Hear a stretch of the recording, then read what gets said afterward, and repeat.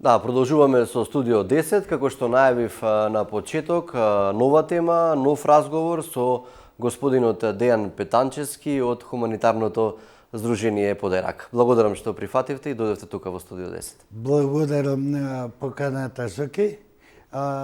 Како што и нагласивме, да презентираме програмата 2026-2027 на нашето здружение, Хуманитарно здружение Подерак или Хуманост 2022 Подерак. Да, во овој разговор ќе зборуваме за лицата со посебни потреби, она ранлива категорија на граѓани на која што највеќе им е потребна помош од државата, меѓутоа пред се и од хуманитарните здруженија. Во каква состојба се наоѓаат овие лица со посебни потреби? Дали можеби имаме подобрување во однос на оние стандард инфраструктурни проблеми кои што ги имаат? Вака, Зоки, покрај помошта за лицата со посебни потреби, нашето здружение обрна внимание и на социјално ранливи категории на граѓани. Меѓутоа, главна цел ни е подобрување условите на лицата со посебни потреби. Како здружение веќе постоиме околу 4,5 години. До сега имаме направено, мислам дека доволно за некои лица со посебни потреби. Главна асоциација ни е сега да направиме пристапот на лицата со посебни потреби до сите институции. Во почетокот на годината, како што и претходно нагласив кога бев, имавме некои активности, преговори со владата, каде што гледаме на некој начин се подобруваат условите за пристапот, меѓутоа се уште нема. Главен и проблем е превозот за лицата со посебни потреби, каде што обрнавме внимание пред се на превоза, јавниот превоз, јавното градско предпријатие, каде што има и комбиња за користење, меѓутоа се помал и помал број станува. Нема доволно комбиња.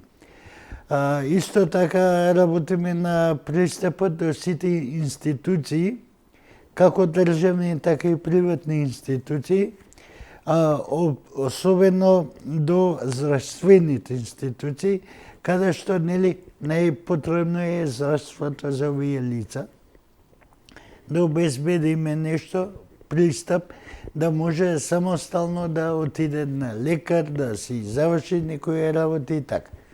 Тоа е главната цел на нашата организација. Исто така, главна цел е и популација на социјално ранлива категорија граѓани. Во тек е еден од најголемите проекти кои што ќе го правиме, насловен "Помогни колку што можеш", каде што ќе се потрудиме да собереме доволно храна за оние лица на кои што им е најпотребно. Така. Рековте меѓу најголемите проблеми се тие инфраструктурни бариери кои што треба да бидат отстранети, особено од објектите каде што се сместени институциите. Кажавте дека има некое подобрување. Каде е тоа подобрување? Каде имаме, да речеме, има еден дел на подобрување на пристапот каде што реагиравме. Меѓутоа е многу мал дел. Каде е тоа? Може ли вака? Затоа што сработи мал дел, сепак да знаеме да... Вака сега, најмал дел е до здравствените институции. Пример да кажеме, некој лице треба да иде на стоматологија на втори спрат. Нема пристап, нема лифт, нема скалиси. Како лице со инвалидска количка ќе стигне до определената ординација да заврши некоја работа, поправка на запел или било што.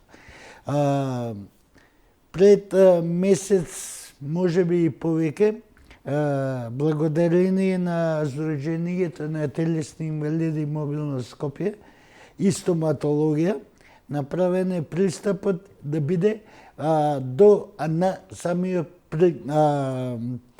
почеток на стоматологија, значи на првиот спрат, каде што има пристап, ниско е, не е со скали и така. Да. Може би ваквите активности, ваквите здруженија баш напротив имаат таа цел, нели, да обезбедат пристап. Дали можеме да кажеме дека институциите кои што се во Скопје може да се набројат на прстите од едната рака кои што имаат не само пристап, туку и соодветен пристап, и тоа е многу важно. Има институции на една рака. Така. Меѓутоа, како што знаеме, има многу институции. Најгодлив проблем и најголем проблем е прво пристапот до сега ќе ја спомнам у јавност, Управата за јавни приходи. Не е спорно, тоа е институција која што треба да се заврши работава. Имаат лифт, меѓутоа не е во функција. Не е во функција, стои така. Потоа има пристап, да кажеме, до некои други здравствени институции, меѓутоа не соодветен. Сакам да напоменам дека не соодветен во смисол на рампата. Толку се стрмни, каде што само лице со количка без придружник не ќе може да ја помине. Тоа е најгодливиот проблем. Затоа инсистиравме и ќе направиме напори за измена во Законот за градба, да сегде биде соодветна пристапност Стрмнина. и соодветен степен на наглост за искачување на рампата. Има некои згради, меѓутоа за жал, ќе напоменам навика, македонска навика. Рампата користат други за Достава деца, некоја, така. кои што може да идат и по скали и по све.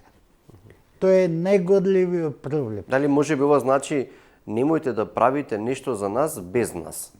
Така е. Така е? Така и сакаме, ова е добра идеја за иден проект да го потегнеме и да го доставиме до собранието на разгледување. Затоа што ние како лица со посебни потреби имаме многу потреба од државата. Прво, превозот. Второ, пристапот. Трета, едукацијата. Еве има веќе во функција и едуцирани, да кажеме, лица кои што завршија за персонален асистент. Меѓутоа, не е соодветно. Не е соодветно. Затоа што пример за мене зборам. Јас сум во движечка состојба, можам да се движам. Меѓутоа, за лице кое што не е покретно, кое што е во кревет и кое што треба, за жал, има многу што користат и пелени, за промена на пелени, да го изнесеш од дома. Не е фората само да биде дома.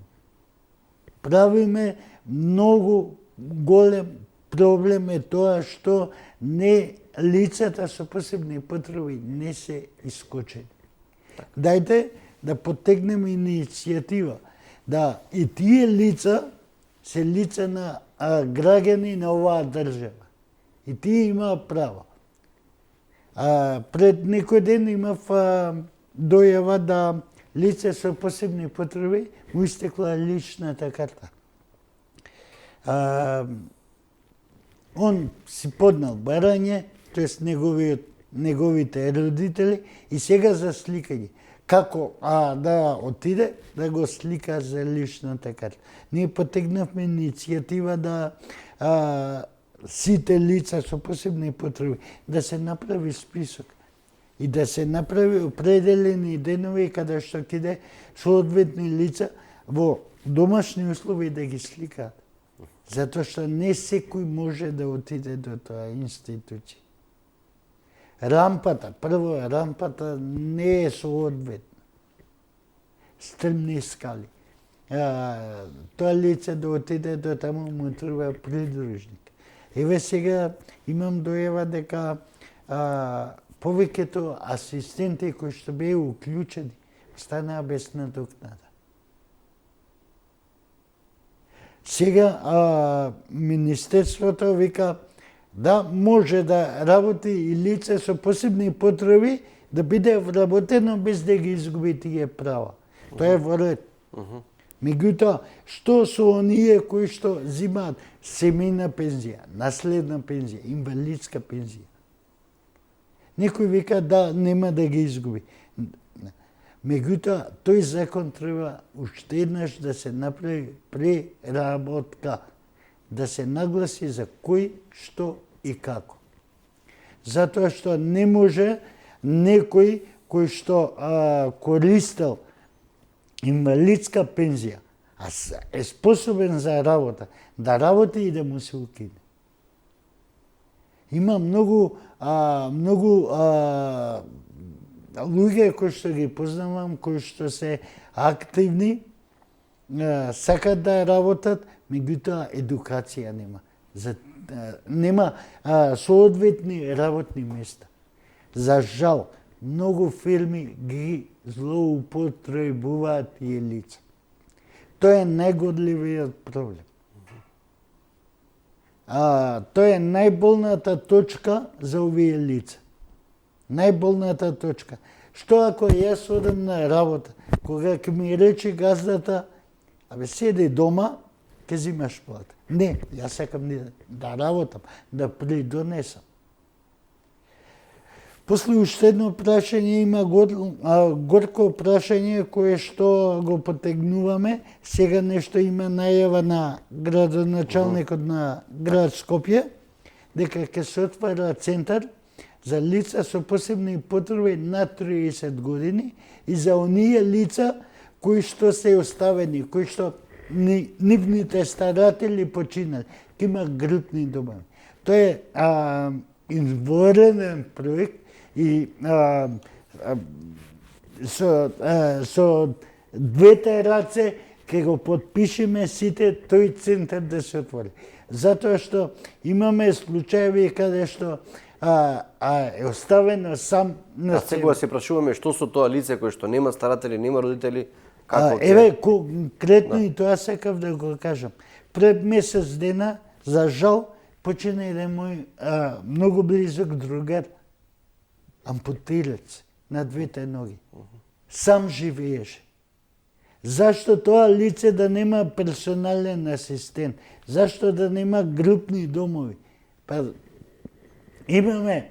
немам ништо против старечките домови. Меѓутоа имаме многу старечки домови, такви домови немаме. Дајте да потегнеме, да ја поддржиме иницијативата за отварање на такви групни домови. Што по смртта на нивните родители, што ќе се прави со тие деца?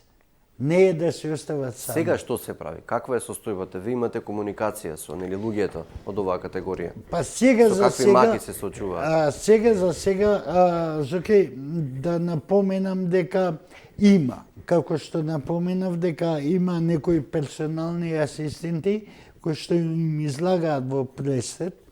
Нашата организација веќе почна да функционира услужен центар, каде што ги даваме вадење на документи, вадење на потврди за помагала. Све наши стручни лица идат и ги обавуваат тие работи. Некој постави прашање лично до мене. Дали ќе се плаќа? По долго размислување дојдов до заклучок дека секој што ќе иде по таа институција треба да излезе да облече нешто. Барем да добие некој минимален доход за таа услуга. Да, точно, треба да се бориме без пари, меѓутоа и ние живееме од тие пари. Државата нема доволен слух за сите организации. Кога ќе се обратиме, дајте помогнете. Кога на лице со посебни потреби, 2 ампутирани ноги, иде на комисија за инвалидска количка, ма вика, тебе не ти следува инвалидска количка. На господинот другарот кој што го кажавте?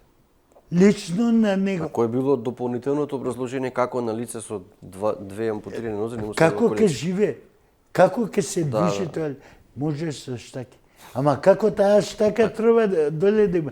Има вештачки ноги. Па на кого му следува инвалидска количка, ако не на лице со две ампутирани нозе? Кажано на најотворено на оној што има пари. Еве, апла го кажувам. Кој сака нека ме критикува. Доста е веќе. Почнавме кампања и ке го оствариме тоа. Контрола, строга контрола на сите оние што добиваат инвалидските права. И инвалидски помагал. Не може да зима туѓа нега или мобилност, а да земе да користи кола, да вози кола. Има такви случаи, вие најверојатно повеќе ги Милион. знаете од Милион. мене, од јавноста, така? Милион. Не сакам да ги напоменувам. Меѓутоа милион ги. Дали може би вие како здружение или повеќе здруженија да преземете чекори во однос на овој проблем, да пријавувате до сега институции имаме за злоупотребата? Направено една иницијатива и до Министерството за труд и социјална политика да го потегнеме, да направи контрола, да види кој све зима. Има лица кои што користат туѓа нега и мобилност, а се починати. А лице кое што не е способно само да си ги обавува работите, е одбиено од мобилност, е одбиено од туѓа нега. Лично си уверив, пошто носевме наше членче на Комисија за мобилност. Зуки, жал ми е да кажам, го малтретира човекот од Кичево со брза помош во кревет, непокретен, неподвишен. Да дојде на комисија, па дајте му трајна. Така. Дајте им трајна мобилност на сите оние кои што стварно не можат. Дајте му поттик. Тоа е поттик за тие лица. Дека некој се грижи за нив. И лично и персонално ќе поттегнам таа иницијатива да се направи контрола. Строга контрола за правата за користење на додатоците од државата. Да. Ги кажавте овие работи во однос на пристап, во однос на тоа што им следува на лицата со посебни потреби, инвалидска количка и слично, меѓутоа каква е состојбата во однос на социјалните примања на оваа категорија граѓани кои што се неопходни за сите, меѓутоа посебно за нив затоа што тие немаат други приходи освен тие? Горко прашање, Заки. Горко, многу болно прашање. За жал, ќе кажам, многу слаби. Во однос Многу на слаби. сумата, на Во однос доцнењето, на сумата, да, во однос на сумата. Неколку примери. Може ли да не ги посочите? Еве сега Пак, ќе кажам. да, Најниска да знае туѓа нега е 5300. Најниска мобилност е 9600. Што ќе направи тоа лице ако нема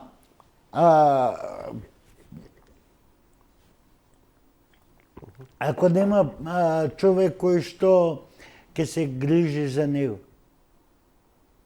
Како ќе обстане со тие пари?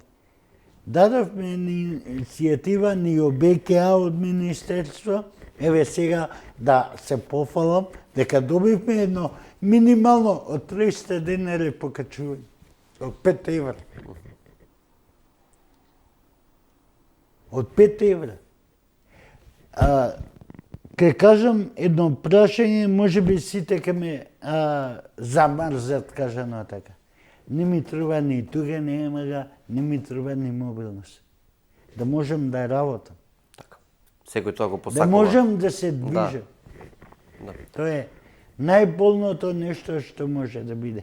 И сега, во однос на сите тие права, кажано, побаравме, некако мене ми е чудно и побарав да ме известат.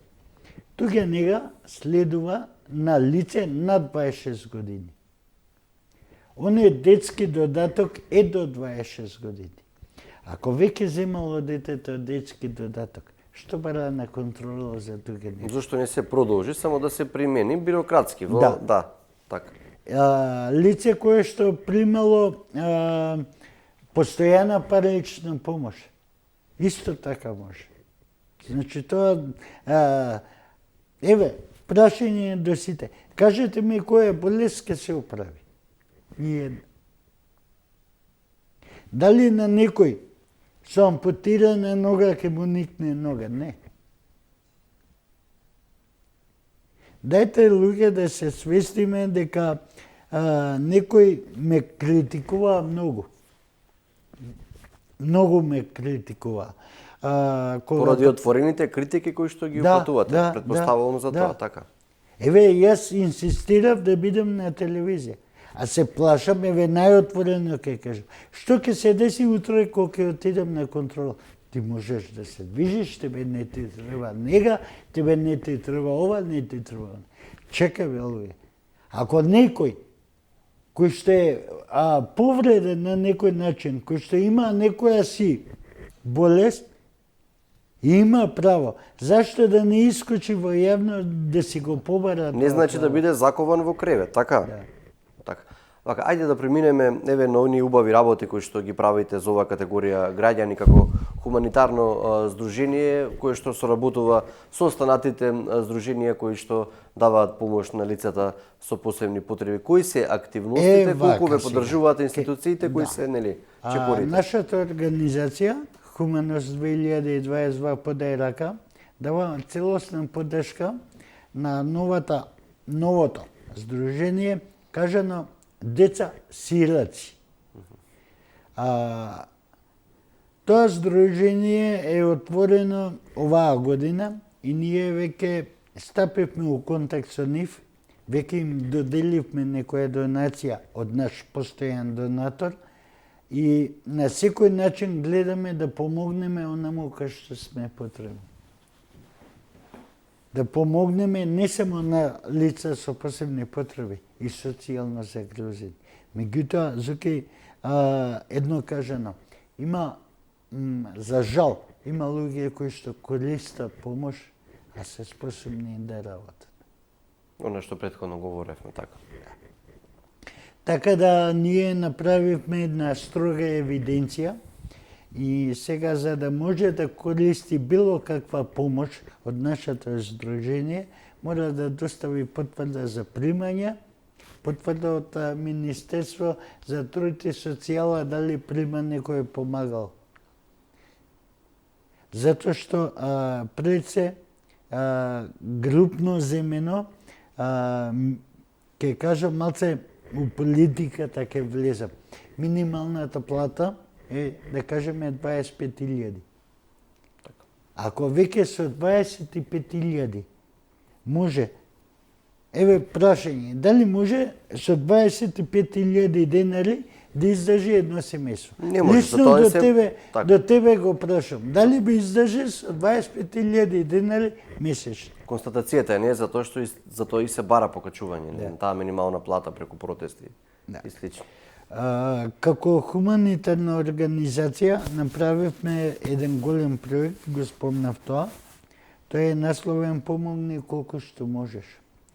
Значи, направивме повик до сите државни институции, до сите приватни фирми и државни фирми, мада има се помалку државни фирми, да не искочат во пресед да покриеме барем неколку семејства со прехранбени хигиенски производи. Исто така... Се работи за семејства кои што? Се под социјален ризик, да. Исто така сакам да напоменам дека во тека е кампања за едно социјално загрозено семејство во Свети Николе, каде што им беше изгорена куќата до темел, они останаа без ништо. Општината им додели градежно земјиште, каде што може да си направат свој дом. Меѓутоа, тоа семејство изгуби све. Изгуби намешта, изгуби све. Плачот е во ред, благодарам на самата општина. Меѓутоа, потребни се градежни материјали, потребна е како да кажам, поддршка за да дојде барем до таа една собичка каде што ќе биде сместени. Тоа е главната цел на нашата хуманитарна организација. Помош и поддршка на социјално ранливи семејства и деца со посебни потреби. И борба за правата на лицата со посебни потреби. Да. Она што интересна активност е што организирате летни кампови, дали ваквите активности продолжуваат или пак каква е? Не, вака сега за окей, како и лани што имавме, и оваа година планираме да имаме летни кампови, кажано. Кои се вклучени, како оди процедурата? Процедурата е следна. Ке ве земам вас за пример. Доколку имате апартман во Охрид, или Струга, или Дојра, се обраќаме до ке вас, доколку може барем 3 до 4 дена, бесплатно спиење. Храната, превозот, ние ги обезбедуваме.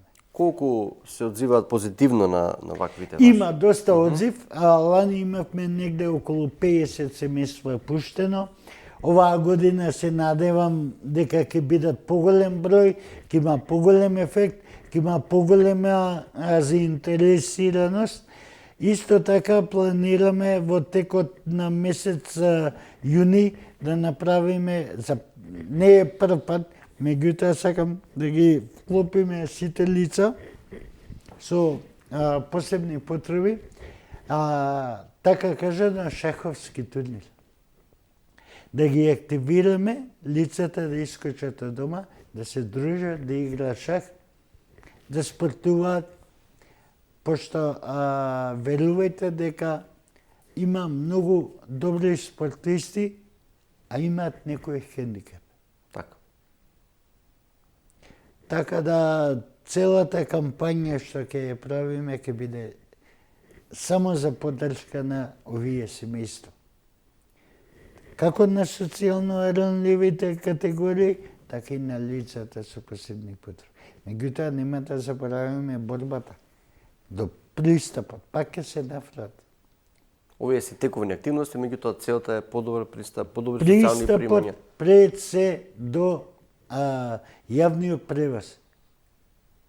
Имаше пуштено неколку автобуси нови со рампи оние статични со отварање и тие не функционира веќе. Воспратните автобуси ги земаа со рампа и тие не функционираат. Сега обеќаат, не знам со новиве автобуси кои што кажаа дека ќе ги набават, дали разговарате со градските власти дека дел од тие автобуси ќе имаат пристапност? Да. Рекоа дека ќе бидат за лица со посебни потреби. Меѓутоа, што ако бидат лица со само потреби? Пак ќе напоменам.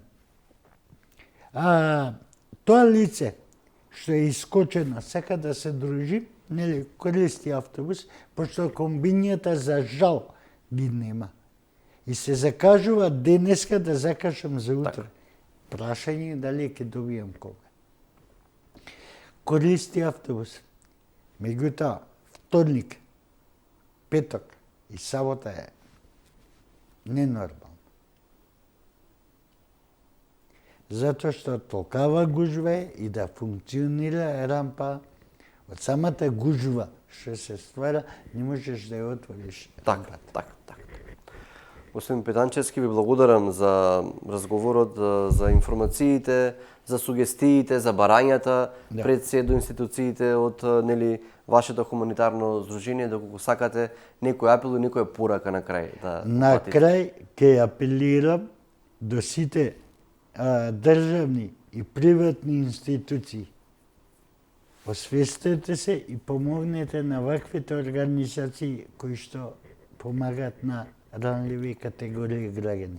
Лично, од моје име, како председател на хуманитарната акција, хуманитарната организација Хуманост 2022, ќе бидете поканети на првиот настан, званичен настан, тоа е одморот, кога веќе ќе стартуваат летните кампањи. Лично ќе бидете поканети, ќе бидете присутни, каде што ќе бидат и самите членови. Како медиум, кој што стварно ни дава голема поддршка и стварно е секогаш позади нас. Така. Не е ова реклама, ова е само добра волја на сите медиуми, без разлика кои да се, и национални и светски медиуми. Поддржете ги кампањите на лицата со посебни потреби. Да, токму тоа е мисијата на медиумите, да оставиме, односно да остапиме простор за секого, особено за најранливите категории на граѓани. Ви благодарам за учеството и ви посакувам успех и да продолжите вака. Така, благодарам уште еднаш. Благодарам. Така, тоа беше и последниот разговор со господинот Дејан Петанчевски од Хуманитарното Здружение Подај рака, кој што ни изнесе информации, сугестии, пораки до институциите за ублажување на проблемите на оваа категорија граѓани. Јас тука се одјавувам, ви посакувам добро здраве и секако да останете на фреквенцијата на телевизија 24.